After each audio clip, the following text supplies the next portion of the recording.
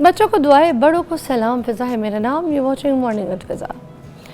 अच्छा नाज़रीन, आज हमारा शो बड़ा डिफरेंट है।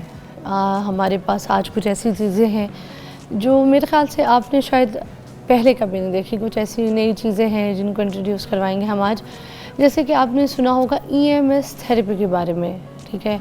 मोस्टली जो लोग हैं उनको इसके बारे में नहीं पता, इंक्लूडेड जब मैं भी इसके बारे में सर्च करी थी तो मुझे इसके बारे में नहीं पता था।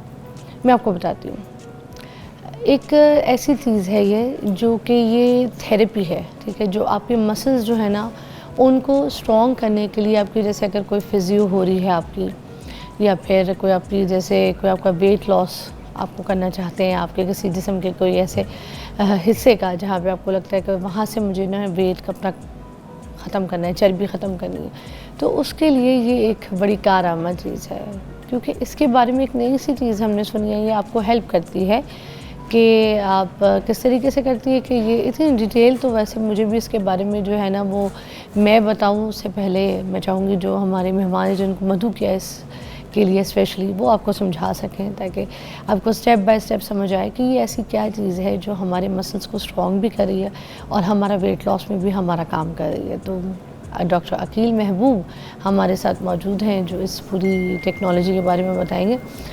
अस्सलाम वालेकुम। जी वालेकुम सलाम। ये बताइए सबसे पहले कि ये क्या चीज़ है ऐसी जो टेक्निक जिसमें ये वेट लॉस का भी काम कर रही है, आपके मसल्स को भी स्ट्रॉन्ग कर रही है, what is it all about?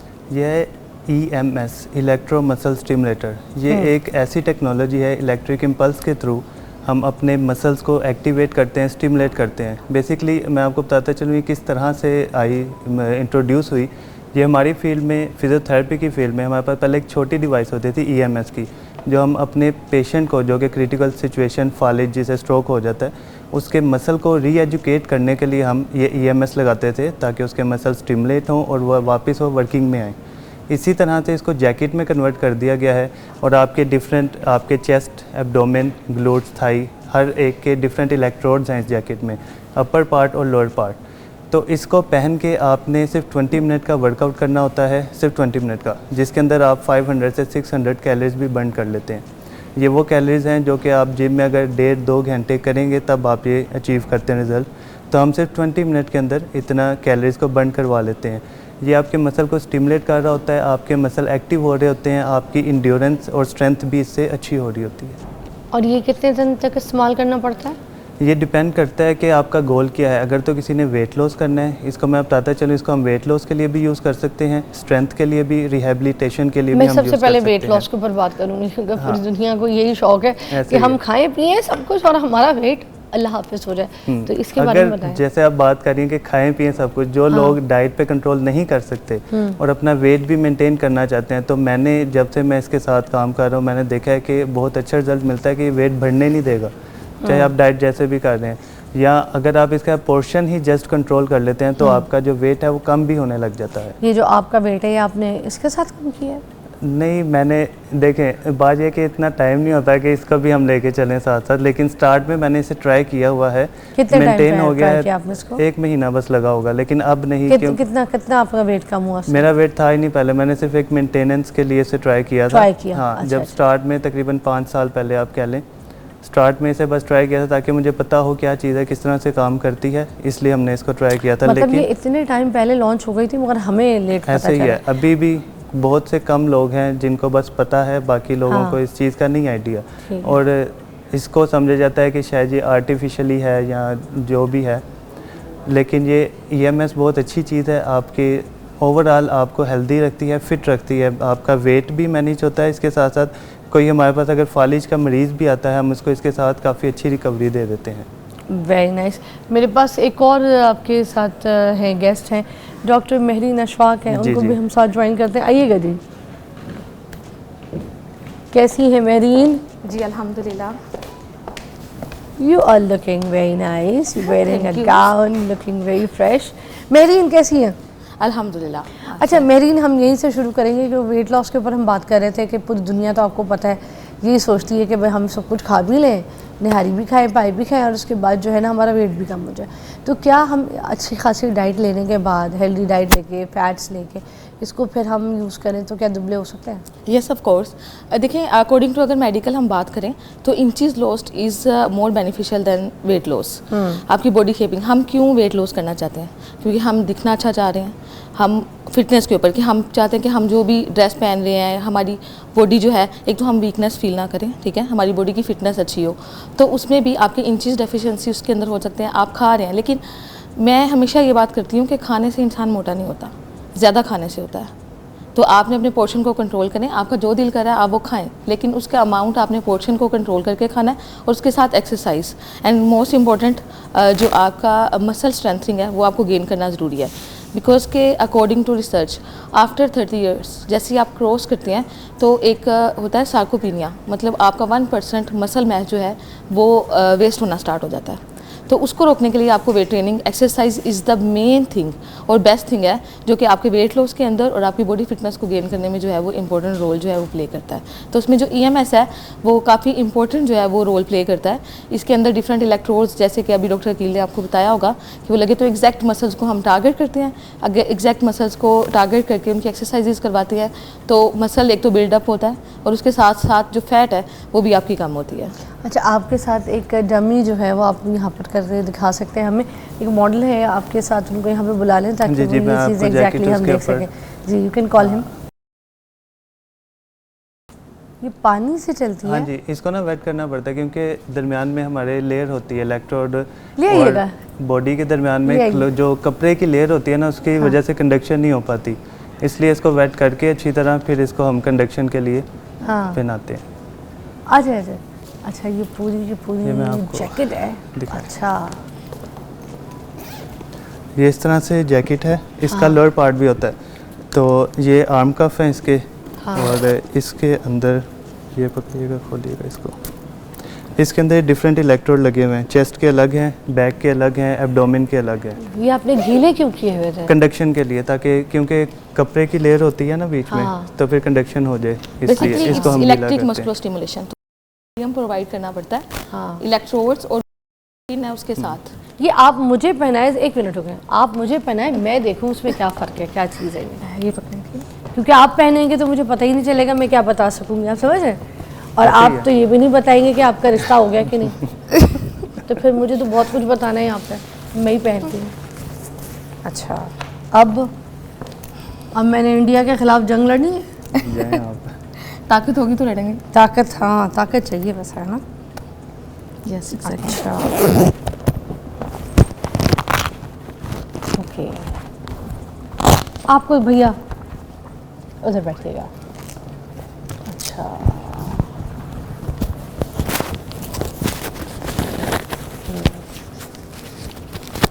ये लो, ठीक है। ये आप जो चीज़ें मुझे पहना रही हैं, ये पूरी जैकेट जो है ये कोई हम घर भी लेके आ सकते हैं या फिर हमने किसी डॉक्टर के पास जाके किसी निगरानी में ही इसको पहननी है? निगरानी में करेंगे तो सेफ रहेंगे ना। इसका मैं आपको बता चलूं, सेफ क्या, इसमें करंट के झटके भी लग सकते हैं? आपने नहीं वो वाले झटके, यानी कि इंटेंसिटी कंट्रोल कैसे कर रहा है, कौन कर रहा है, ये जरूरी है। जो अगर आप किसी ऐसे के हाथ में दे दें जो एकदम से आपकी इंटेंसिटी जो 100 पे कर दे, वो हमारी ऐसी की तैसी कर दे कोई किसी ऐसे के हाथ में देके, है ना? बेसिकली ये 90 to 95% मसल एक्टिवेशन करता है, और जब इतनी हाईएस्ट एक्टिवेशन है और अगर कोई जो इसको नहीं समझता एक्सपर्ट्स के अलावा, तो इट मीन्स कि वो नुकसानदेह भी हो सकता है। अच्छा, इसका ज़्यादा बेनिफिट यही है कि जैसे आजकल बहुत बिजी रूटीन है हर किसी की, बिजी रूटीन है, और वो अगर पूछा जाए जिम क्यों नहीं जाते कि मेरे पास टाइम नहीं है, कब जाऊँ? आपने सिर्फ हफ्ते में 2 दफ़ा आना है और 20 मिनट के लिए बस अपने लिए टाइम निकालना है। जिम है ऐसे ही समझ लें आप, और यही इसका फ़ायदा है कि शॉर्ट टाइम में आपको रिजल्ट ये दे देता है। अच्छा, और अब कितनी देर में रिजल्ट मिलता है? आफ्टर 10 सेशन, ठीक है, आपको रिजल्ट मिलने लग जाता है। और ये कितनी देर की है? ये जो सेशन है ये कितनी देर का? 20 मिनट का, 20 मिनट का, 20 मिनट का बस। आपने आना है, 5-7 मिनट इसमें लगेंगे आपको जैकेट पहनने, वियर और टेयर। अच्छा, हम इसको एक ब्रेक ले लेते हैं, इसको कनेक्ट करते हैं, उसके बाद फिर हम वापस आते हैं, आपको बताते हैं, आपके सामने इसको पहन के चीज़ें करके इसलिए दिखा रही हूँ ताकि आपको पता चल सके कि इसके क्या फ़वाइद हैं। अब मैं पहनी हूँ तो मुझे पता चलेगा, ठीक है? Take a break.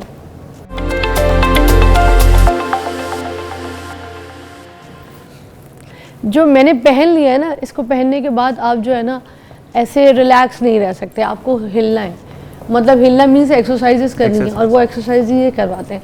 अभी मेरे ना पेट के ऊपर और मेरी बैक के ऊपर इसकी मैं बोल रही हूँ, मगर मैं ज़्यादा इसको बर्दाश्त नहीं कर सकती, मुझे हिलना ज़रूरी है, और अगर मैं ना हिलूँ ना तो फिर मुझे पेन होगी। अच्छा, अब हल्की सी जो बैक है ना उधर, क्योंकि मोस्टली आपको पता है हम काम करते हैं, तो हमारे काम के साथ साथ हमें दर्द भी होती है ना, तो उस दर्द के साथ साथ जब ये चल रही है ना, ये वो नहीं है जो हम एक लेने जाते हैं ना फिजियो, जिस पे पीछे वाइब्रेटर चल रही होती है मशीन, और आपका दर्द जो है ना वो सूख कर रही होती है, और हाय थोड़ी इंटेंसिटी कम करते हैं, हल्की सी थोड़ी सी कम करते हैं, वरना मैं तो यहाँ पे चीखा मारूंगी अभी। ये आम बंदा बर्दाश्त नहीं कर सकता, ये घर पे नहीं ले सकते आप, ये आम मशीन नहीं है, ये वो चीज़ नहीं है, ये टेक्नोलॉजी डिफरेंट है।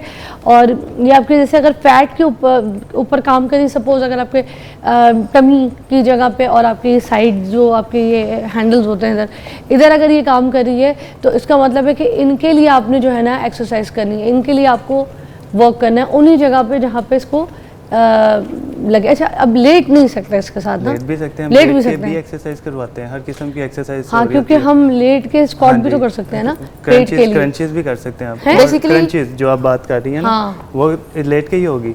अच्छा, इट्स डिपेंड्स अपॉन कि टारगेट आपका क्या है। अगर किसी ने एब्स कम करने हैं, किसी ने फिटनेस के, अब जैसे मेल्स को आते हैं तो मेल्स क्या करते हैं, अपने चेस्ट को बिल्ड करना चाह रहे हैं, अपने बाइसेप्स को बिल्ड करना चाह रहे हैं, तो वहां पर हम उन मसल की स्ट्रेंथनिंग टेक्निक कराएंगे। अच्छा, इसके अंदर डिफरेंट मोड्स होते हैं, जिसमें रिलैक्स मोड है, रिहैबिलिटेशन मोड है, फैट बर्न है, कार्डियो है। तो इट्स ऑल डिपेंड अपॉन के जो हमारे पास क्लाइंट आया है, या आप अगर किस गोल के लिए करना चाह रही हैं, तो उसके अकॉर्डिंगली हम एक्सरसाइजेस भी कराएंगे, उसके अकॉर्डिंगली इसका मोड भी करवाएंगे। अच्छा, इसमें आप क्वेश्चन करेंगे डबल चिन कैसे कम होगी इसके साथ? हाँ, कैसे होनी है? इसी के साथ हो जाएगी, जब ये मेटाबॉलिज्म इतना फास्ट कर देता है, आपका कैलोरीज बर्न तो हो ये जाती है, फेस पे तो लग नहीं रहा, फिर वही तो कैसे? बात है। आपके सारे मसल्स है ना, देखिए फुल बॉडी पे आपका रिजल्ट इसको मिलेगा। इवन के कई लोग जिनका बहुत ज्यादा बल्की होते हैं, ओबेसिटी की तरफ, वो अगर उस तरह नॉर्मली वेट लॉस करते हैं, इंचेस कम करते हैं, उनकी स्किन लटक जाती है। इसके साथ वो भी नहीं होता, आपके मसल टोन अप हो रहे होते हैं, स्किन भी टोन अप अभी हो भी रही होती मुझे है। चिन का नहीं समझ आया, चिन अगर डबल चिन है, देखिए मैं आपको बताती आपकी हूँ, कैलोरीज जो बर्न हो रही सबसे है, पहले चिन आती है।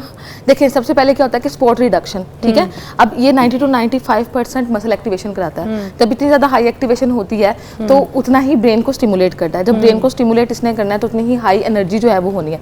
जब वो ब्रेन को स्टिमुलेट करता है और हार्ट को करता है, तो आपके जितने भी ओवरऑल मसल्स हैं फुल बॉडी के, ठीक है, जिसमें चिन भी आती है, क्योंकि कुछ एरियाज ऐसे हैं हम डायरेक्ट टारगेट नहीं कर सकते, जस्ट लाइक ये चिन है।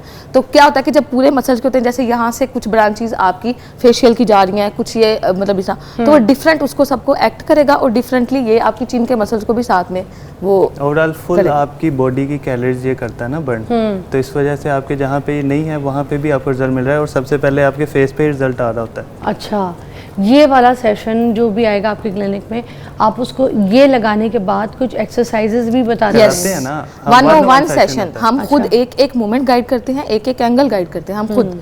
तो उसके अकॉर्डिंगली, क्योंकि देखें अगर इसकी इतनी ज़्यादा हाई एक्टिवेशन है ना, तो अगर वो एक ज़रा सा भी एंगल गलत करेगा, जिस तरह कि आपने कहा घर पे भी कर सकते हैं, तो एक्सपर्ट ही इसको करा सकता है। घर पे आम बंदा खुद लेके नहीं कर सकता इसको। अगर किसी गलत डायरेक्शन में आपने मूवमेंट कर दिया, अब इसने तो अपनी 90% एक्टिवेशन देनी है, तो वो उसका टोन भी हो सकता है। अभी अभी आपने मुझे बहुत इंटेंसिटी बहुत कम रखी हुई है, कम कर दी है जब कम कर दी। हाँ, मुझे अभी भी वैसे बहुत ही हैवी लग रही थी, मगर इससे अगर हैवी जाते तो क्या होता है, जो आप लोग कितनी तक देते हैं लोगों को? और तो 100 तक भी गए हैं, 100 तक और भी एक टाइम पे 3 महीने के बाद ऐसा टाइम आता है कि लोग कहते हैं 100 पे भी कि यार और करो, और कर दो। एक्टिवेशन हो जाती है ना मसल। आप देखें, आप कोई भी कन्वेंशनल एक्सरसाइज कर रहे हैं, उससे सिर्फ 30% मसल फाइबर्स एक्टिवेट हो रहे हैं, हल्का सा तेज। इससे 90 to 95 जब इतनी ज़्यादा एक्टिवेशन हो जाती है, तो फिर आहिस्ता आहिस्ता वो कॉन्ट्रैक्शंस को भी, हाई कॉन्ट्रैक्शंस को जो है वो गेन करना शुरू कर देता है। मतलब इस तरीके से है, और ये हर एक की वेरी करती है, हर पर्सन टू पर्सन वेरी करती है। अब आपकी एक्सरसाइज के दौरान अगर फॉर एग्जांपल हमने एब्स हैं, तो हमने एब्स को ज़्यादा इंटेंसिटी टारगेट करना शुरू किया, अगर हम उसकी एक्सरसाइज करा रहे हैं। अगर बैक की करवाना है तो उस टाइम हम बैक को टारगेट करना शुरू कर देंगे। और इसमें कुछ लोगों को ऐसे लगता है जैसे हमने बाजू काम नहीं करने तो भी बाजू का हमारे नाच लाएं, ऐसा नहीं होता। हमने ट्रेनिंग इस तरह की करनी है कि ज़रूरी नहीं है कि बाजू आपके बिल्कुल लीन हो जाए, वो बिल्ड भी हो रहे होते हैं साथ साथ। अच्छा, और मैं आपको बता रही हूँ, मैंने खुद पहन के एक्सपीरियंस किया, इसको पहन के आप बैठ नहीं सकते, इसको या फिर रिलैक्सिंग मोड में डालेंगे तो फिर उसके बाद, हाँ जी, क्योंकि हम उस रिलैक्स मोड से आपको बताता है, चलो हम एंजाइटी के पेशेंट को भी ट्रीट करते हैं, ठीक है, जो स्ट्रेस में जिनके आपके शोल्डर मसल जो हैं, ट्रेपेजियस मसल जो होता है वो बड़े स्टिफ हो जाते हैं, जिसकी वजह से सर्वाइकोजेनिक हेडेक भी आ रही है। हमने एक एक सेशन के अंदर उनको काफ़ी रिलैक्स किया है। Thank you so much both of you, it's a very good thing. But जिसको भी वेट लॉस के लिए काम करना है या और अपने पहले मॉलिज से रब्ता करें, उनसे मशवरा करें और उसके बाद किसी प्रोफेशनल के साथ जाके ही इसको करवाएं। ये वो चीज़ नहीं है जो आप खुद करें और ख़रीद लें, ऑर्डर करें और कहीं से लेकर आएँ, देन आप खुद इस्तेमाल करना शुरू कर दें। तो मॉलिज से पूछ के और किसी प्रोफेशनल के साथ टेक अ ब्रेक। अब आपको रिलैक्स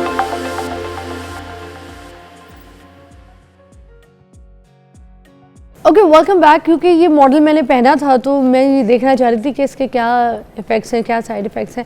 तो इसको अभी क्योंकि टाइम है इसका 25 मिनट का, तो उसको पहनना पड़ेगा मुझे। जो एक सेशन है इसको बीच में आप ऐसे बॉडी को ना वार्म करके उतार नहीं सकते। तो I am with this jacket. तो अब हम अपने टॉपिक की तरफ चलते हैं नाज़रीन। जो यंग जनरेशन है जिसके बारे में हम बात करेंगे, देखिए एक थोड़े दिन पहले भी मैंने एक शो किया था जिसमें जेन ज़ी के बारे में बात की थी। जेन ज़ी वो लोग होते हैं जिसमें 1998 के बाद जो लोग पैदा हुए हैं ये वो होते हैं और इतने डिप्रेशन में रहते हैं ये कि मैं क्या बताऊं। जो 90s के शुरू में पैदा होने वाले बच्चे थे ना, वो भी अपनी जवानियों में है मगर अपनी परेशानियों में। इन लोगों को अगर देखा जाए ना तो ये बहुत मायूस से नज़र आते हैं। अब इनके अंदर क्या इश्यूज़ हैं पता नहीं। सोशल मीडिया के ऊपर बहुत तरह तरह की ऐसी चीज़ें जो हैं, लोगों की ज़िंदगियों को देखना है। कुछ अमीर है तो ऐसे अमीर है जिनकी बंगले, किसी की गाड़ियाँ देख ली, फिर उसके बाद अपने आप से कंपेयर करना शुरू कर देते हैं। यार ये मेरे पास नहीं है, मैं किधर स्टैंड करता हूँ, मैं किधर खड़ी हूँ, मेरे पास तो ये है ही नहीं है सब कुछ जो इनके पास है। महंगे महंगे बैग्स, इनके डायमंड्स लड़कियों के, इनके जूते, इनके मेकअप, इनके क्लास, इनके कपड़े, ये चीज़ें मेरे पास तो नहीं है। बंदा कंपेयर करता है, फिर उसके बाद वो भी एक डिप्रेशन, मायूसी की जो है ना शक्ल अख्तियार कर लेता है। और ये सब सोशल मीडिया की वजह से भी इस जनरेशन को देखना पड़ा है। अच्छा, ये जो यंग जनरेशन है ना, इनका जो एक अट्रैक्शन जो चीज़ों से तो बढ़ गया है मगर इंटरेक्शन इनका लोगों के साथ कम हो गया। अब ये हर वक्त जो है ना मोबाइल फ़ोन पे लगे रहते हैं, हर वक्त स्क्रॉल करते रहते हैं, ठीक है। अब वो जो स्क्रॉल करते हैं रिसर्च पे बैठे रहते हैं, क्या चीज़ नहीं आ रही, क्या चीज़ क्या थी, क्या चीज़ किसके क्या फ़वाइद, किसके क्या नुकसान, हर चीज़ को लेके ना बस मोबाइल ही उन्होंने अपनी फूफी बनाई हुई है और ये मोबाइल ही इनको दे रहा है डिप्रेशन। मगर इस पे बात करने के लिए आज मैंने बुलाया डॉक्टर सैयद इमरान मुर्तज़ा साहब, MS फाउंटेन हाउस से, और किसी तारुफ के मोहताज नहीं है। मैंने तो थोड़े दिन पहले जाके इनकी तरफ एक पॉडकास्ट भी किया और जिस तरह से मैं इनकी बातें सुनती थी जब हमारे शो पे आते थे, जिस तरह से बयानात देते थे, कहानियाँ बताते थे, आप अगर मैं कसम खाऊं तो झूठी नहीं होगी कि मैंने जाके वो सारी हकीकत में चीज़ें देखी हैं। और जिस तरीके से ये लोगों को वहाँ पर अपनी फैमिली के तौर पे रखते हैं, फैमिली का हिस्सा बना के रखते हैं, मैंने तो वहाँ जाके महसूस नहीं किया कि वो कोई ऐसा फाउंटेन हाउस है, कोई NGO है या कोई ऐसे लोग हैं जो बेसहारा है, जिनके लोग नहीं हैं, जिनके दोस्त नहीं हैं, जिनकी सोशलाइजिंग नहीं है, जो माशरे से कटे हुए हैं, या फिर ऐसे ऐसे लोग जिनको मैंने देखा कि सैलरियाँ मिल रही हैं, जिनके काम के मुआवजा के साथ साथ उनको इज़्ज़त दी जा रही है, उनको जगह दी जा रही है, उनको दोस्ताना माहौल में रखा जा रहा है और एक अच्छी परवरिश की जा रही है, चाहे बच्चा हो, बड़ा हो, बूढ़ा हो, जवान हो। तो आज बड़े मैं कहूँगी बहुत अच्छे गुड सोल वाले जो इंसानों में से इंसान हैं उनसे मुलाकात कर रहे हैं और उनसे इसी टॉपिक पर बात भी करेंगे। अस्सलाम वालेकुम। जी वालेकुम सलाम। इमरान भाई कैसे हैं? अल्हम्दुलिल्लाह। इमरान भाई ज़िंदगी बड़ी गुजारते हैं मगर वो जो आपकी तरफ आके एक यादें बनाई है ना, वो कहते हैं ना जिस इंसान के पास मेमोरी नहीं है अच्छी, वो इंसान ही क्या। तो मैंने अच्छी मेमोरी बनाई आपकी तरफ आके, मैंने फिर आना है अल्हम्दुलिल्लाह, बिल्कुल बहुत जल्दी आना है। फराल को लेके आना है मैंने इस दफ़ा जी, वो तो मैं इंतज़ार कर रहा हूँ, बल्कि हमारी टीम इंतज़ार कर रही है, हमारे स्कूल के बच्चे इंतज़ार कर रहे हैं। हमने तो बड़ी सेलिब्रेशन करनी थी और लेकिन अब थोड़ा सा टाइम डिले हो गया। कोई बात नहीं। और भी कोई सेलिब्रेशन आए तो आपने मुझे भी अपनी उसी फैमिली का हिस्सा समझ के बुलाना। फाउंटेन हाउस फैमिली जो है ना बड़ी खूबसूरत जगह है। अच्छा, मायूसी का क्योंकि हमारा टॉपिक भी है तो मैंने वहाँ पे ना मायूसी नहीं देखी, इसलिए मैंने आज आपको इसलिए मधु किया कि आपसे अच्छा मुझे कोई एलैबोरेट नहीं कर सकेगा कि जो नौजवान नस्ल है इसके अंदर जो मायूसी देखी जा रही है आज के दौर में, इसकी क्या क्या वजूहात हैं? पहले तो बिस्मिल्लाहिर्रहमानिर्रहीम, अस्सलाम वालेकुम। मैं अल्लाह ताला का शुक्रगुज़ार, उसने एक और ज़िंदगी और सेहत वाला दिन आप सब के साथ मुझे गुजारने का मौका दिया। लाखों दुरूद सलाम करीम आक़ा सल्लल्लाहु अलैहि वसल्लम की ज़ात मुबारक पे, सारी इज़्ज़त अल्लाह, अल्लाह के रसूल और नेक लोगों के लिए। इंतहाई मशकूर आपका इस टॉपिक पे बात करने के लिए बुलाने का। अपनी टॉपिक पे बात करने से पहले छोटी सी 2 बातें। पिछले 3 हफ्ते में हमने 2 जगह विज़िट किए और ख़ास तौर पे मैं आपको ज़रूर शेयर करूंगा और आपके प्रोग्राम के तवज्जुह से पूरे पाकिस्तानियों से, बल्कि दुनिया में रहने वाले पाकिस्तानियों से बात करूंगा कि हमने गिलगित बल्तिस्तान के डिज़ास्टर में 9 दिन गुजारे और हमारी टीम ने गुजारे। और दूसरा ये जो लाहौर में और ख़ास तौर पे जनूबी पंजाब में जो ये डिज़ास्टर आया पानी की सूरत में हमने गुजारे। तो जो गिलगित बल्तिस्तान में मैंने जो चीज़ नोट की और मैं सारे पाकिस्तानियों से कहता हूँ कि उनको सोचना भी चाहिए, बात भी करनी चाहिए कि पाकिस्तान में अगर कहीं पे सबसे ज़्यादा ख़ुदकुशी यंग लड़कियाँ पढ़ी लिखी कर रही हैं तो उनके कुछ ज़िले ऐसे हैं, जैसे गज़र का मैं नाम लूँगा, कि वहाँ पे हो रही है और ये हमें बहुत से लोगों को पता ही नहीं है। और उसके पीछे वही डिप्रेशन, उदासी है जो आपने बात की है अभी। उसका रीज़न, कई रीज़न्स मौजूद हैं और रीज़न जो है वो वहाँ पे वो वाले रीज़न नहीं है जो हमने अभी डिस्कस किए हैं। यहाँ पे वो वाले रीज़न डिफरेंट है। और दूसरा ये जो डिज़ास्टर सैलाब की सूरत में आया है, हमारा एक साथी यहाँ पे भी बैठा हुआ है जिसका घर डूब गया। तो ये जो है वो बात मैं इसलिए करना चाहता हूँ कि जो लोग प्रोग्राम देख रहे हैं कि जिनके साथ ये कुछ हुआ वो वहाँ पे जाके ये नई नस्ल अगर देखे तो इनको अंदाज़ा हो कि डिप्रेशन होता क्या है। और जब आपकी पूरी ज़िंदगियाँ, यानी आपने कर्ज़ा लेके घर बनाया और वो जो घर है वो पानी में बह गया और इतना पढ़ने लिखने के बाद कोई जॉब नहीं है, यानी आपने मास्टर्स किया हुआ है, आपने एमफिल किया हुआ है, आपने पीएचडी किया हुआ है और आपके पास कोई जॉब नहीं है और उम्मीद भी नहीं है। अच्छा इमरान साहब, एक ब्रेक ले लेते हैं, फिर यहीं से हम इसको डिस्कस करेंगे ताकि कोई सिलसिला ना टूटे। आप ब्रेक लीजिएगा, ब्रेक के बाद आप कॉल भी कर सकते हैं हमारे प्रोग्राम में। इमरान साहब इधर ही मौजूद हैं।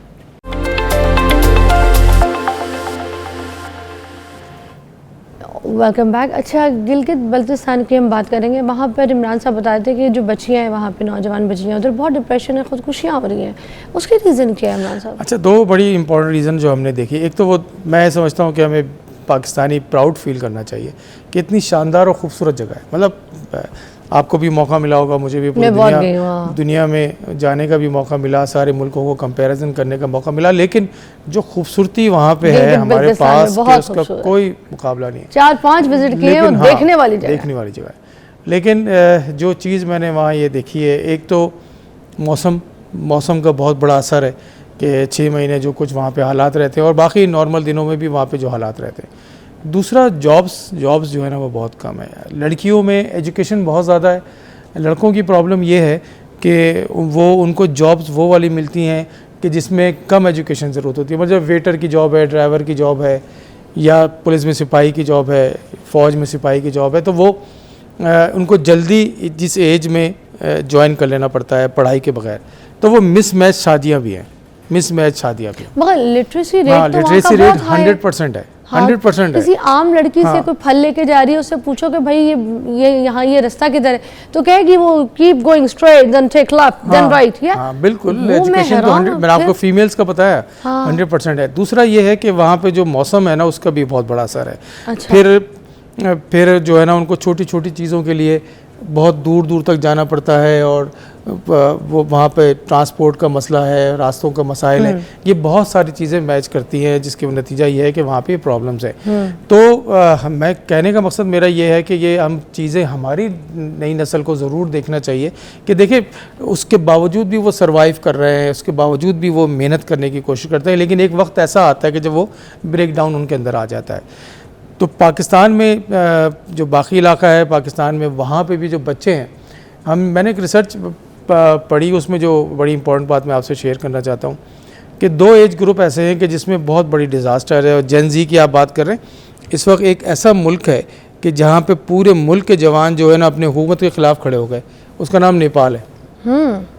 वो यंग जनरेशन है ना, तो वो उनके अंदर एक एक्स्ट्रा एनर्जी भी है और वो नाइंसाफ़ी पे बात कर रहे हैं, ये कर रहे हैं। तो अभी जो कुछ हो रहा है नेपाल में, तो हमारी बहुत बड़ी ज़िम्मेदारी, हमारे बड़ों की ज़िम्मेदारी। अब हुआ ये है, माशरे में जो ट्रॉमाइल हुआ है, जो मैं अपने फाउंटेन हाउस में रोज़ देखता हूँ कि लोगों ने जो है ना वो अपने बड़ों को, बुज़ुर्गों को एक तो छोड़ दिया है, और दूसरा हमारे जो बड़े बुज़ुर्ग हैं उन्होंने अपनी इखलाकी कदरों को जो है ना वो ट्रांसफ़र भी नहीं किया है। देखिए, जो बहुत बड़ा दरख्त अपनी जड़ों को खो देता है, सबसे पहले जब तेज़ हवा चलती है तो वो गिरता है। सबसे पहले जब तेज़ हवा चलती है तो वही दरख्त गिरता है जिसकी जड़ें जो है वो खोखली हो चुकी होती है। हमने पाकिस्तान बनाने के मकसद को छोड़ दिया। हमारे पास रोल मॉडल्स मौजूद नहीं है, ऑलरेडी मौजूद हैं, लेकिन हम डिस्कस नहीं करते अपने बच्चों को बताने के लिए। सबसे बड़ा रोल मॉडल नबी पाक सल्लल्लाहु अलैहि वसल्लम की ज़ात मुबारक है। बेशक आप उनकी ज़िंदगी के हर मोड़ को देखें, क्या हम सारा पाकिस्तान मिलके एक रोल मॉडल पर डिस्कस नहीं कर सकते? उनकी ज़िंदगी की हर मौजू, यानी उनकी जवानी से लेके, उनके बचपन से लेके, उनके वालिदैन से लेके, उनकी बाकी ज़िंदगी को देखें, उनकी अज़वाजी ज़िंदगी को देखें, उनकी जितने उन्होंने गज़वात की, उनकी ज़िंदगी देखें, तो रोल मॉडल हर पोजीशन पे मौजूद है। क्या आप उन पे बात नहीं कर सकते? सर गोरे मानते हैं, आपको बताएं, यूके में जाएं आप, हम अपने बच्चों को क्यों नहीं बताते? दूसरा, अब ये जो न्यूक्लियर फैमिली और इस तरह की फैमिली जो है ना, वो एक बच्चे को हम सही नहीं पाल पा रहे, उसका नतीजा देख लीजिए आप। और साथ साथ जो है ना, वो हमने इस मोबाइल ने और इस मीडिया ने जो है ना वो इतनी ज़्यादा कंपैरिजन क्रिएट कर दी है कि वो जो रोनाल्डो जो है ना वो रोल मॉडल आपका बन गया, कि वो जो एक रोनाल्डो दुनिया में हो सकता है, एक दूसरा खिलाड़ी कोई हो सकता है, हर बंदा नहीं हो सकता। तो इखलाकी कदरें जो है ना हमने खो दी हैं, और पैसा और फेम यही सब कुछ जो है ना वो समझने लगे यही कामयाबी की ज़मानत है, जबकि कामयाबी की ज़मानत खाली एक ये पैरामीटर नहीं है। नतीजा ये है कि इस वक्त पाकिस्तान में जो हमेशा आपके प्रोग्राम में और दूसरे प्रोग्राम में ये बात होती रही है, लोगों को सब पता है कि पाकिस्तान यंग जनरेशन ज़्यादा यहाँ लोग रहते हैं, 60% ज़्यादा जवान लोग रहते हैं। कैसा शानदार मुल्क है कि जहाँ पे एनर्जी है, ताकत है, जहन साफ़ है। यंग जनरेशन का यही तो पॉजिटिव चीज़ है। लेकिन ये वो यंग जनरेशन है कि जो 50% से ज़्यादा डिप्रेशन का शिकार है। इमरान साहब, एक न्यूज़ की ब्रेक है, वो हमें लेनी है, उसके बाद हम यहीं से इसको ज्वाइन करेंगे, गुफ्तगू को आपकी कॉल्स भी शामिल करेंगे। आपकी कॉल्स आ रही है, हम अटेंड नहीं कर सके, आप अटेंड करेंगे ब्रेक के बाद।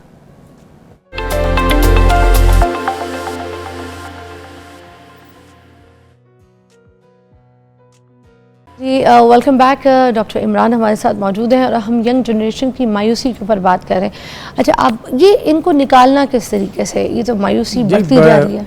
बहुत अच्छा क्वेश्चन है। उसमें इम्पॉर्टेंट बात यह है कि देखिए, सहूलतें बढ़ती जा रही हैं, सहूलतें बढ़ रही हैं, लोगों के पास चीज़ें पहले के मुकाबले में ज़्यादा है, लेकिन ये मायूस क्यों हैं? उसकी वजह है कि अपनी अखलाकी कदरों से ये दूर हो चुके हैं और उनके पास कोई प्रॉपर रोल मॉडल मौजूद नहीं है। तो सबसे इम्पॉर्टेंट चीज़ यही है कि हमारे बड़ों का काम है, और मैं हमेशा ये बात कहता हूँ, ऑब्ज़र्व भी मैंने की हुई है, कि दो जगहें ऐसी हैं कि जहाँ पे इस पे बात करनी चाहिए, और दो जगहें जो हैं, सबसे पहले तो घर है जहाँ पे बात करनी चाहिए, और दूसरा जो है वो इंस्टीट्यूट्स हैं जहाँ से ये एजुकेशन हासिल कर रहे हैं। अब कौन कौन से इंस्टीट्यूट्स हैं? एक तो सबसे पहले तो मस्जिद है जहाँ पे मेंबर रसूल जहाँ पे ये जाते हैं बच्चे। दूसरा स्कूल और कॉलेजेस हैं, यूनिवर्सिटीज़ हैं, वहाँ पे यहाँ पे हमारे जो बड़े हैं उनकी ज़िम्मेदारी है कि इनके अंदर वो इखलाकी कदरें जो है ना उनको डेवलप करें, जो आपको अटैच करती है अपने, आपकी जड़ें मजबूत करती है। अब हम ऐसे रोल मॉडल बना लेते हैं कि जो एग्जिस्ट ही नहीं करते, जिसका हमारे माशरे से कोई ताल्लुक़ भी नहीं है, तो नतीजतन जो है ना वो बेसुकूनी पैदा होती है। मगर इमरान साहब, एक जो मेन पॉइंट है ना कि जिसमें ये बच्चे अपने माँ बाप के साथ तो बैठते ही नहीं है, हाँ, कनेक्शन भी नहीं रहते, ये तो जो बिठाएं किस वही तरह हो गया ना, माँ बाप के साथ नहीं बैठते, अपने दादा दादी के साथ नहीं बैठते, क्योंकि माँ बाप दादा दादी के साथ नहीं बैठते। अच्छा, देखिए ना, बच्चा कहाँ से लर्न करता है? आपके भी बच्चे हैं, बाकियों के हमारे भी बच्चे हैं, सब लोग वो कहते हैं टीचर ने ये कहा था, टीचर ने कहा था झूठ ना बोलो, टीचर ने कहा था कि चप्पल घर से बाहर उतारो, सफाई रखो घर में, टीचर ने कहा था, या इमाम साहब ने मुझे ये कहा था कि वज़ू ऐसे करना है। तो वो बड़ा उनके ऊपर इम्पैक्ट पड़ता है।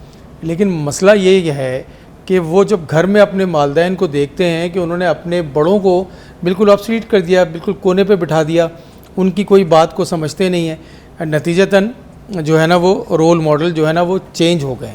तो सबसे ज़रूरी तो चेंज करना है घर में वालिदैन को, अपने बिहेवियर्स को। आप चाहते हैं कि आप सच, छोटी छोटी बातें जो बचपन से सुनते आ रहे हैं कि अगर हम चाहते हैं कि हमारा बच्चा सच बोले तो भाई आप खुद सच बोले ना, चाहते हैं। तो ये अखलाकी कदरें जो हैं वो हमने जो है उससे दूर हो गए। तो इसके लिए सबसे ज़रूरी चीज़ है कि हमें अपनी रिवायात को दोबारा खड़ा करना है।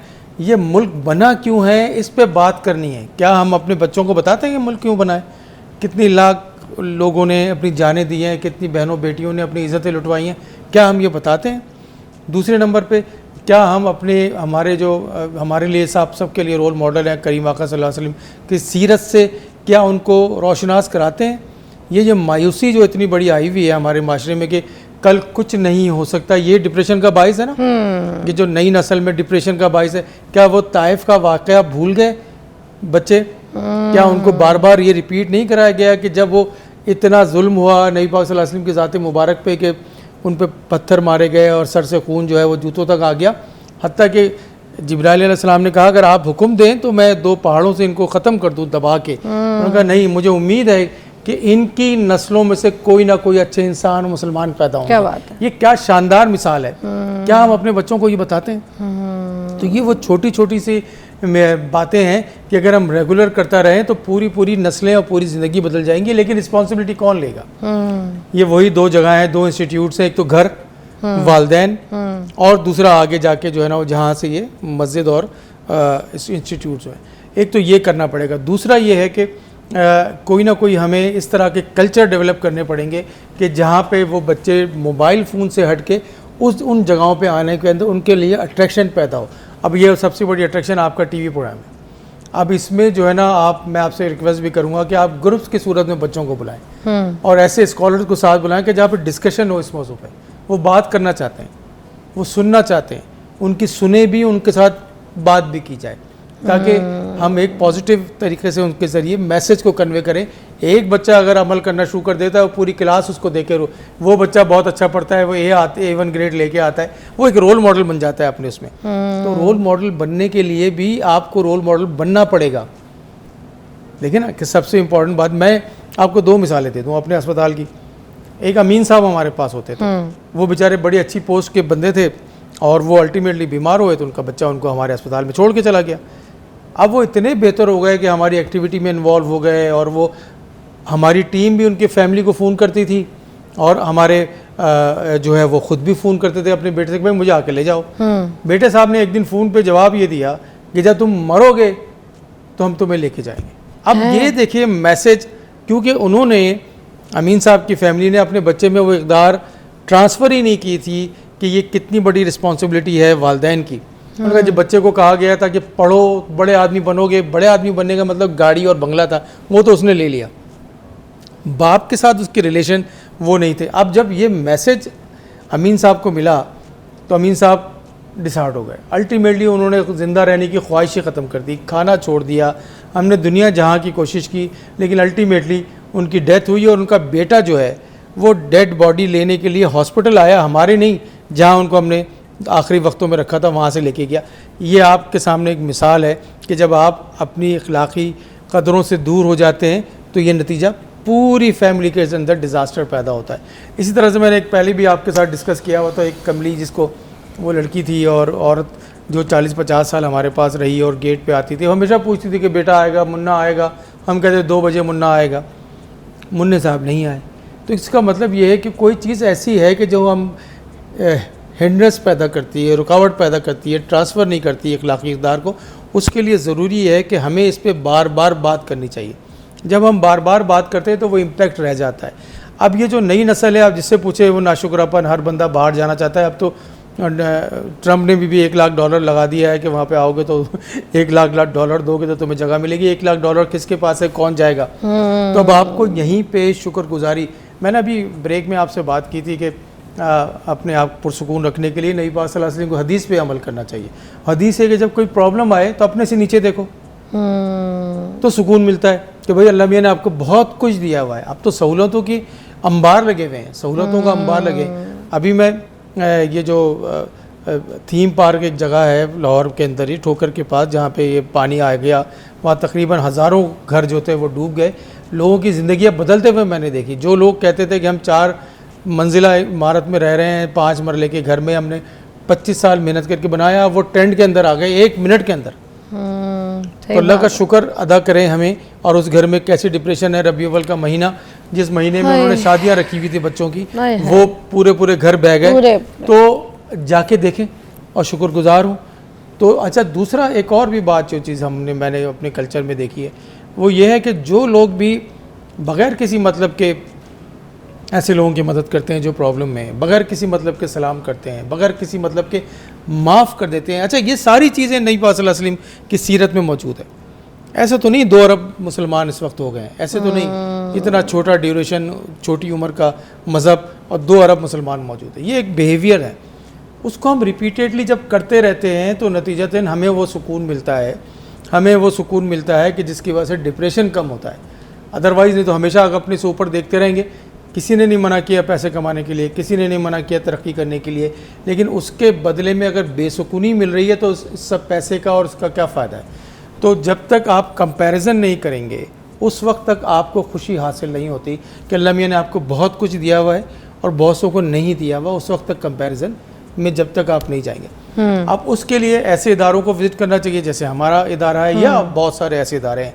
मैं तो हमेशा ये रिक्वेस्ट करता हूँ कि खाली किसी हॉस्पिटल के इमरजेंसी डिपार्टमेंट में जाके बैठ जाएं एक दिन, उधर भी वाकई बस, बड़ी, और थोड़ी ऐसी देर चीज़ें। दूर बैठ के देखें कि हो क्या रहा है। हाँ, कुछ फल लेके चले जाएं, कुछ चीज़ें लेके चले जाएं, थोड़े पैसे लेके चले जाएं कि सही देखें हो बात। रहा क्या है, हाँ। कैसी तब्दीली आती है मिनट के अंदर। वाकई तो ये सारी चीज़ें उसी वक्त होंगी।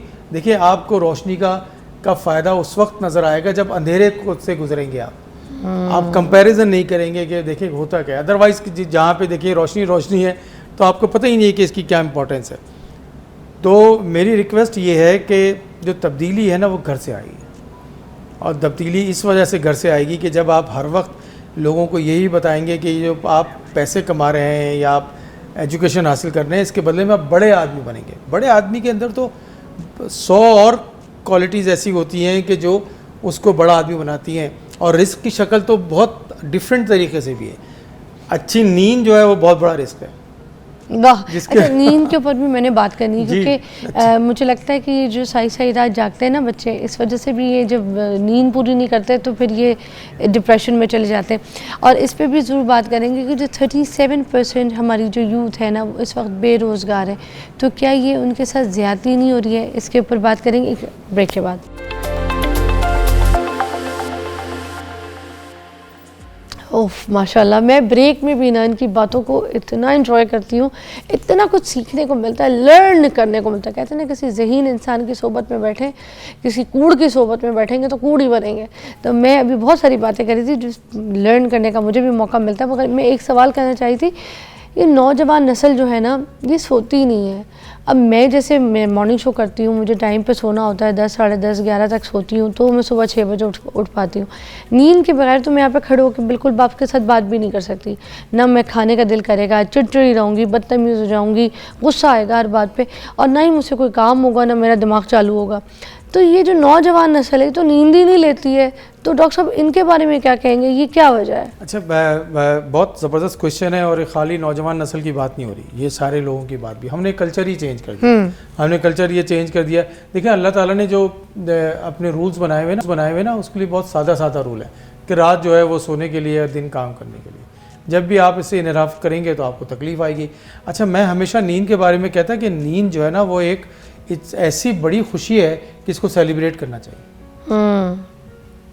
अभी आपने अपने इंट्रो में एक खूबसूरत बात की, अभी ये बात की कि अगर मैं ना सोऊं तो मैं आगे काम नहीं कर सकती। ये आपसे ज़्यादा कोई अच्छा नहीं जानता कि अगर आप पूरी प्रॉपर 6 घंटे, 7 घंटे, 8 घंटे की नींद नहीं लेती तो आप यहाँ पे इस तरह से नहीं प्रेजेंट कर सकती, नहीं बात कर सकती, आप कंपोज ही नहीं हो सकती, आप मेंटली तौर पे इतनी स्मार्ट हो ही नहीं सकती कि आप इतना बड़ा प्रोग्राम को डील कर सकें।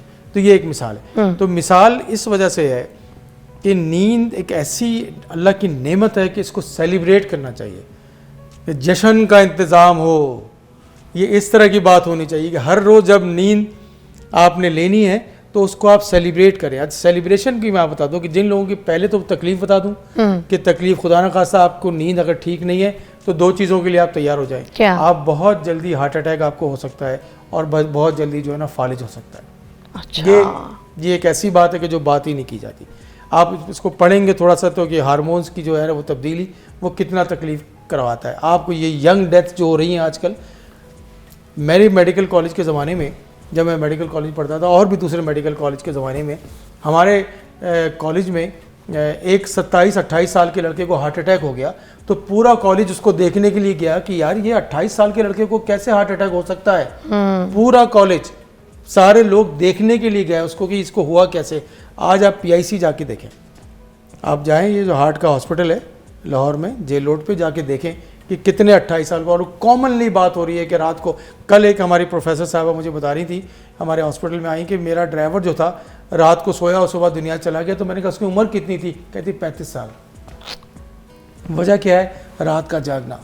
अच्छा, बताइए क्या है? मतलब रात के जागने से हार्ट अटैक होता है, रात नींद का ना जागना। लेने से हार्ट अटैक। और फिर रात को जब आप जाते हैं तो आप फजूल किस्म की चीज़ें कर रहे होते हैं। एक तो मोबाइल फ़ोन और टीवी के साथ हाँ, लगे हुए होते हैं। तीसरा, आप अगर आपके पास थोड़े ज़्यादा पैसे हैं तो आप जंक फूड खा रहे होते हैं। हाँ, आप जंक फूड, आप बच्चों को देख लें, हमारे बच्चों को मिडनाइट डील ऑर्डर हो रही है पूरे घरों तो में। मैं जो सेलिब्रेशन की बात आपसे करना चाहता हूँ, सेलिब्रेशन ये है नींद की कि आपके कमरे की जो लाइट है वो ना बहुत तेज़ होनी चाहिए ना बहुत ख़त्म बिल्कुल होनी चाहिए। एक वो जो कैंडल लाइट का कॉन्सेप्ट है उस तरह की लाइट होनी चाहिए। फिर आपकी बिस्तर कैसा होना चाहिए?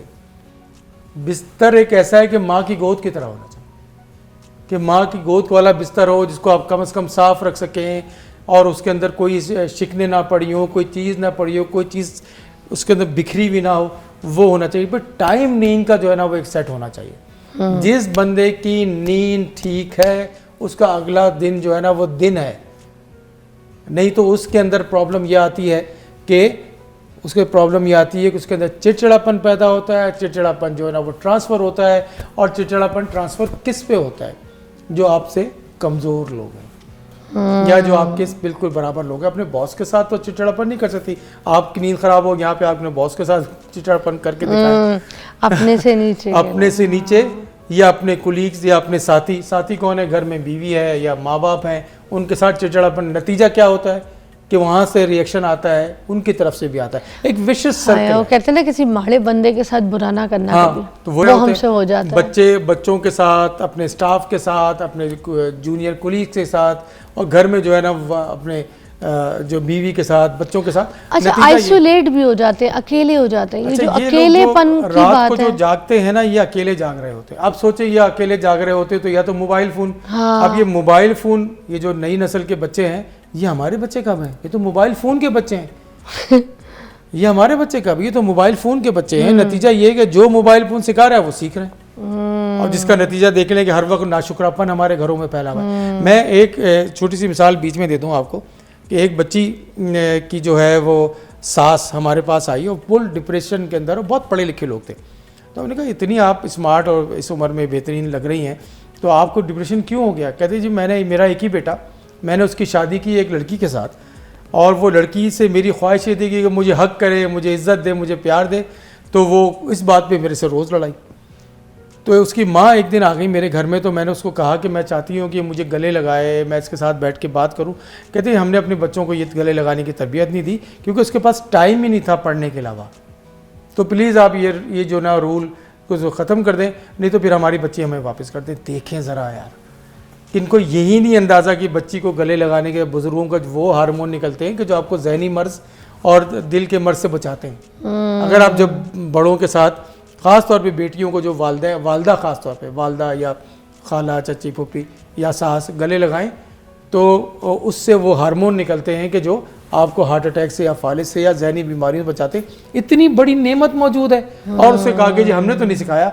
अच्छा, ये भी एक कल्चर है कि जो रात को पढ़ती है और दिन रात को भी पढ़ती है और दिन में भी पढ़ता है, तो हम जो उससे काम नहीं करवाते।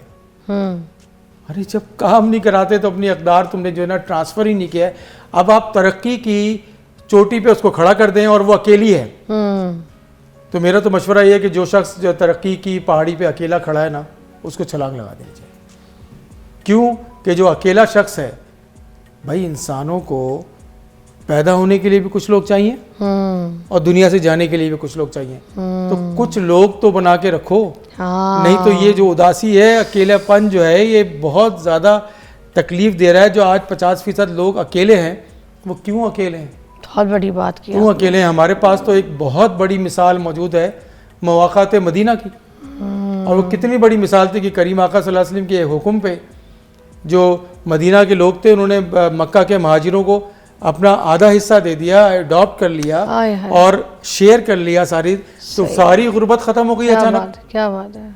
कि जिनके पास हैव और हैव नॉट का मसला था, उन्होंने कहा जी आधा तुम्हारा आधा हमारा, तो शेयर तो करें। अच्छा कुछ ना करें तो वक्त शेयर कर लें। वाह। मैं हमेशा कहता हूँ कि सबसे कीमती चीज़ क्या है? वक्त। वो शेयर कर लें, वही नहीं दे रहे, Time ना is माँ बाप money, बच्चों को, ना माँ बाप अपने बड़ों को दे ही नहीं रहे।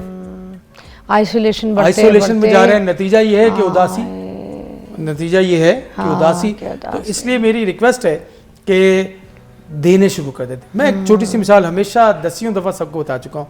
मेरी दादी मुझे 2 टॉफ़ियाँ देती थी और कहती थी एक मुझे दो, और वो एक ऐसी चीज़ मेरी ज़िंदगी में रह गई कि मैं कोई खाना अकेले नहीं खाता, कोई छुप के अलग से प्लेट लेके कुछ खाने की कोशिश नहीं करता, हमेशा शेयर करता हूँ। तो कोई काम भी मैं अकेले नहीं कर रहा हूँ तो शेयर करता हूँ, कहीं जा रहा हूँ तो साथ लेके जाता हूँ। करना शुरू करें, लोग तो चाहिए ना भाई, लोग चाहिए। आप हमने रिश्तेदारों को बुलाना छोड़ दिया। हमें लोगों के साथ जुड़ना होगा, अच्छे हों बुरे हों, मगर हमें उनके साथ जुड़ना होगा, कनेक्ट होना पड़ेगा। आइसोलेशन के साथ हमें कामयाबी नहीं अगर चाहिए। किसी बुरे को आप अच्छा करना चाहते हैं तो पहले खुद अच्छे हो जाए। हाँ। और दूसरा ये है कि हर वक्त अच्छे बुरे के चक्कर में रहेंगे तो वो तो कहीं नहीं मिलता। मतलब बुरी महफिल को भी आप अपनी अच्छी आदत से, अच्छी खसलत से अच्छी महफिल बना सकते हैं।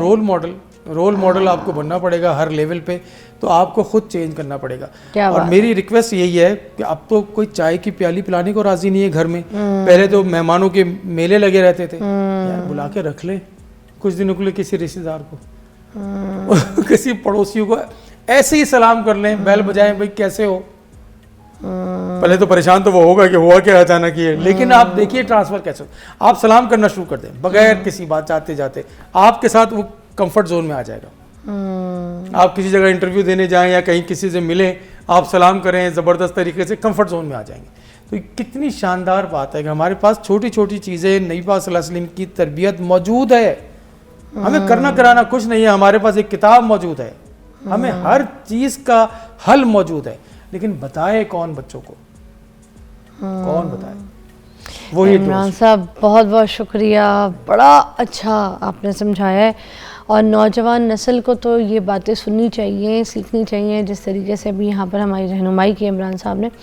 मैं चाहूँगी कि हम अपने बच्चों को भी टाइम दें, सुनने वाले वालिदैन बन जाएं। हम अपने बच्चों को भी नहीं सुनते, और साथ जो बच्चे हैं वो ये थोड़ी थोड़ी जो चीज़ें हैं ना, इस पे ज़रा अमल करें। एक तो सोशलाइजिंग जो मैंने पॉइंट मोटा मोटा नोट किया, वो उसमें बच्चों को सोशल होना पड़ेगा, बच्चों को सोशलाइजिंग करनी पड़ेगी, दोस्ती, अदब, तहज़ीब, इन सब के दायरे के साथ। और दूसरा, बच्चों को रात की नींद पूरी करनी चाहिए, बच्चों को अकेलेपन का शिकार ना होने दें, बच्चों को अकेले कमरे की आदत ना डालें इतनी कि वो बच्चे अपने आइसोलेट हो जाए और माँ बाप से दूर हो जाए। तो बच्चों को भी चाहिए कि अपने माँ बाप के बीच में बैठे, उनकी भी सुने और अपनी भी सुनाएं, दिल हल्के करें। तो ये जो आइसोलेशन है ना, इससे आज के दौर में हमने अपनी नौजवान नस्ल को बचाना है, वरना फिर ये डिप्रेशन का शिकार रहेंगे। एक ब्रेक के बाद मिलते हैं।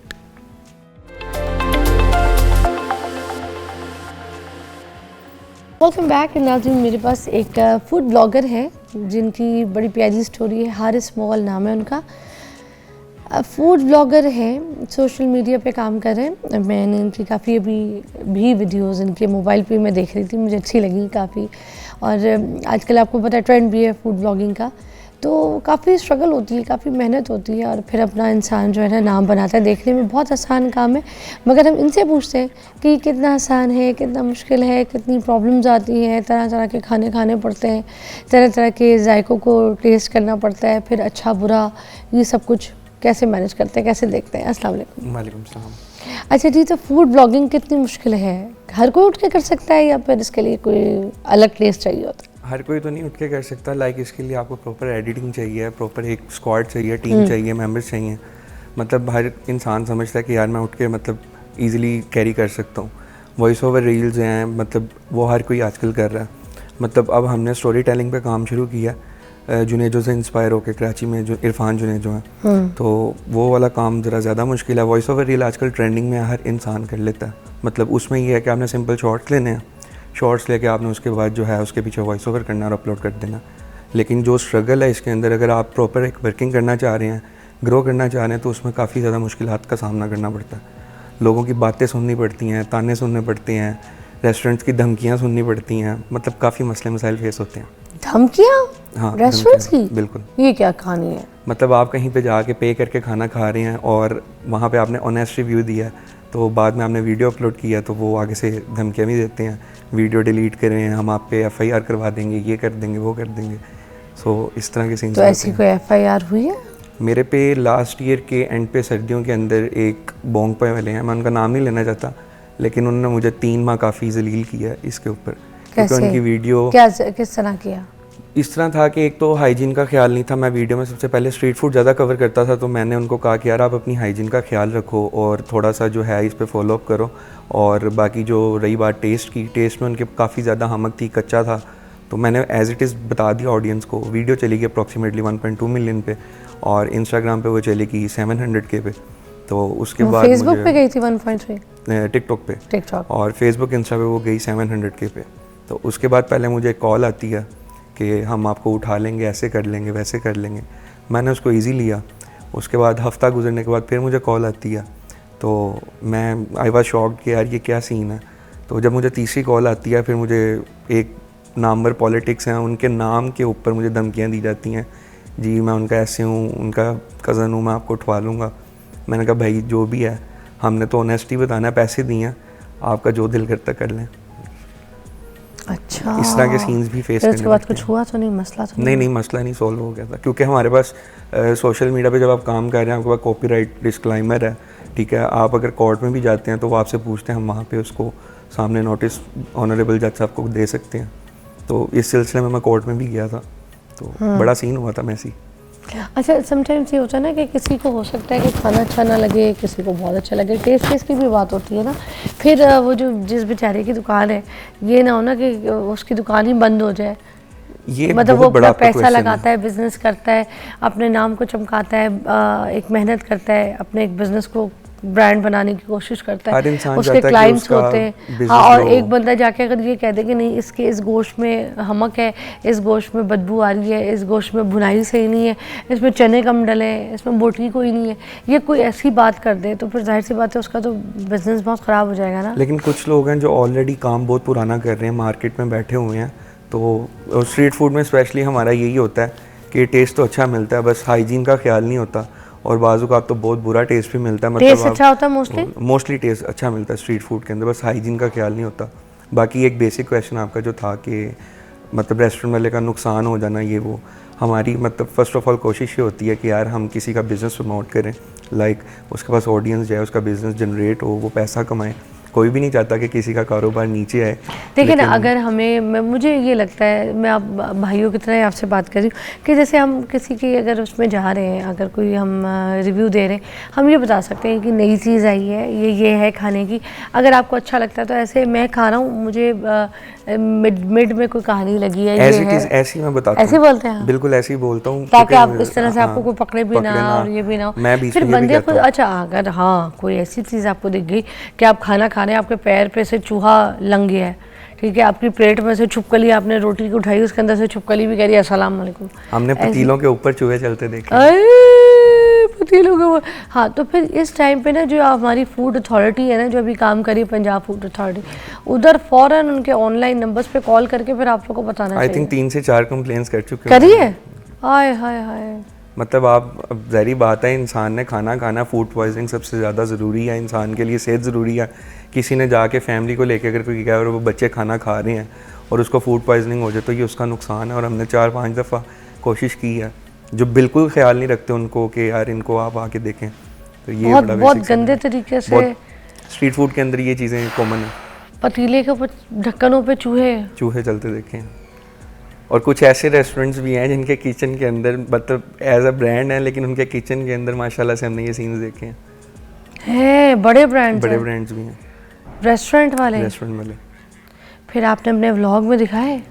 नहीं, व्लॉग में नहीं, हम ये चीज़ कवर करते क्योंकि मोस्टली जो रेस्टोरेंट ब्रांड है ना, वो आपको मेकिंग की वीडियोस नहीं बनाने देते। मतलब वो कहते हैं कि भाई किचन की साइड पे नहीं जाना, बस आपने फूड लेना और उसको आपने बाहर रिव्यू करना। अच्छा, किचन साइड पे बहुत कम लोग जाने देते हैं। कुछ रेस्टोरेंट्स तो पैसे भी देते हैं ना ब्लॉगर्स को, बहुत सारे ब्लॉगर्स हैं जो बड़ी तारीफें कर देते हैं बैठ के, बाद में जब आम कस्टमर खाने के लिए जाता है तो बोलता है बेशुमार, बिल्कुल ऐसे ही है ना? तो मैं भी वो- पेड काम करता हूँ, ऐसा नहीं है कि नहीं करता। अच्छा। लेकिन मैंने अपने जो प्रपोजल के अंदर मेंशन किया हुआ है कि यार according to the vice versa हम उसको ऑनेस्टली मतलब बयान करेंगे, जो चीज़ अच्छी है उसको बताएंगे, जो नहीं है उसको हम वैसे ही डिस्क्राइब कर देंगे। ये ऑनर से हमारी डायरेक्ट डील होती है। जी अच्छा, बिल्कुल। तो वो पैसे देने के बावजूद जो है, ज़ाहिर बात है, पैसे दिए हैं तो इंसान पूरा और झूठ तो कितने नहीं कोई ना बोल पैसे सकता। मिल जाते हैं? इसको अगर आप देखें क्लाइंट पे डिपेंड करता है। अगर बड़ा ब्रांड है तो वो 50,000 भी पे करता है, ठीक है। 80,000 ऐसे फूड ब्लॉगर्स हैं जो 200K भी चार्ज कर रहे हैं, ठीक है, रील ब्लॉगिंग में। कुछ हमारी दोस्तें हैं, मतलब लड़कियां अच्छा काम कर रही हैं, वो भी 250 से 300K पर रील का चार्ज कर रही हैं। और बाकी अगर छोटे लेवल पे आ जाएं तो इसमें मतलब 3 लाख रुपए भी ले लेते हैं 3 लाख लोग? रुपए भी ले लेते हैं। ओके, ऑडियंस पे डिपेंड करता है ना, उनकी ऑडियंस बहुत स्ट्रॉन्ग है। वाह।